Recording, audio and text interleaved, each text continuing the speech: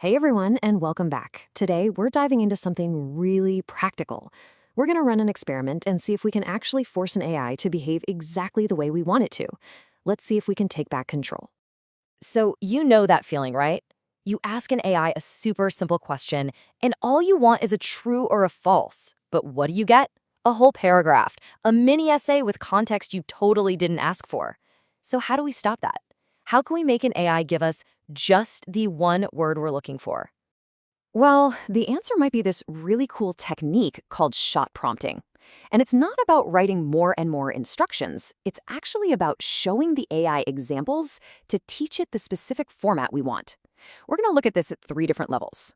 First up, we've got zero shot prompting. This is, the most basic way to do it. You just ask your question cold, no examples. You're pretty much just crossing your fingers and hoping for the best.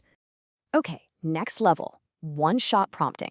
This time, we're giving the AI a little hint, just one single complete example of the question and answer format we want before we pop our real question.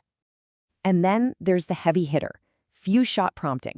Now with this one, we give it several examples. We're basically training the AI on a really clear pattern, so there's like zero confusion about what we're expecting. Okay, enough with the theory. Let's actually put this to the test. We're going to run all 3 of these techniques, 0, 1, and few shot, on a couple of big AI models, Grok and Gemini. Let's see if we can actually get that perfect one-word answer. All right, here we go. Attempt number 1, the zero-shot prompt. We're just going to give the AI a simple statement and see if it gives us back a true or false. That's it. No examples, no extra instructions. And, well, look at that. Both Grok and Gemini totally missed the point. Instead of just giving us true, they launched into this whole explanation about the science of fire. The key thing here is they had no idea what format we wanted. So yeah, a pretty clear verdict on our first try. Zero-shot prompting was a total fail. We did not get the controlled short answer we were looking for. Not even close. Okay, let's move on to attempt number 2. Let's see if we can do better. This time, we're using one-shot prompting. We're going to give the models one clear example to follow. Is one little hint going to be enough? Okay, now this is where it gets interesting. We got a split result. Grok nailed it. Just the word true, perfect.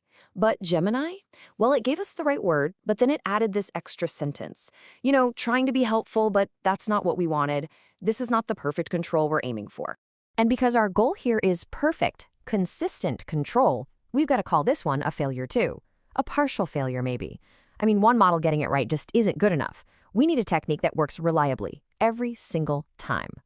All right, time to bring out the big guns. Attempt number 3, our most powerful technique, few-shot prompting. We're not just giving it one hint this time, we're giving it a whole series of examples to really drill that pattern into the AI's head. This has got to be the one, right? So just look at this prompt for a second. We're setting up this super obvious pattern. Here's a statement, here's the answer. Another statement, another answer, and another. By the time we ask our real question, the AI should have totally figured out the game we're playing. And boom, that's what we were looking for. Both Gemini and Grok came back with one perfect, beautiful word. False. No extra stuff, no explanations, just exactly what we asked for. So this is it. By giving them a few examples, we successfully trained the models on the exact format we wanted. Few-shot prompting worked like a charm and gave us complete control. That's a huge win for our little experiment. But hold on. There's a twist.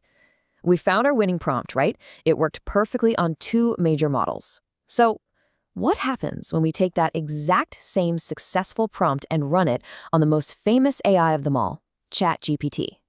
And get this, it's pretty shocking. Even with our perfect, carefully crafted few-shot prompt, ChatGPT still gave us a whole explanation. I mean, it got the answer right, it said false, but then it just couldn't help itself and had to add a sentence explaining why. So let's just put this side by side. It's pretty stark. For Gemini and Grok, total success. For ChatGPT, a total failure. And what does this prove? That the exact same prompt can give you wildly different results depending on which AI you're talking to. So what's going on here? Why the difference? Well, the source material suggests it really just comes down to how these things are built. ChatGPT is designed from the ground up to be a hopeful, chatty assistant. Its default setting is to explain things, which makes it, naturally resistant to a command that just wants a single, lonely word. Okay, wow, that was a really fascinating experiment. Let's take a step back and just quickly recap the big things we learned about trying to control AI. So what are the big takeaways? First, getting an AI to stick to a specific format is a real common problem. Second, this shot prompting thing is the tool you want to use to fix it. Third, if you're going to use it, fuse shot prompting, giving it multiple examples, is usually going to be your most reliable bet. And finally, and this is the big one, the catch, what works perfectly on one AI might totally, completely fail on another.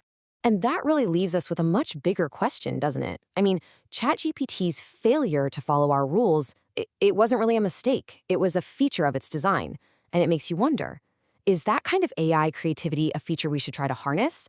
Or is it a bug that we need to control? Something to think about. Thanks for watching.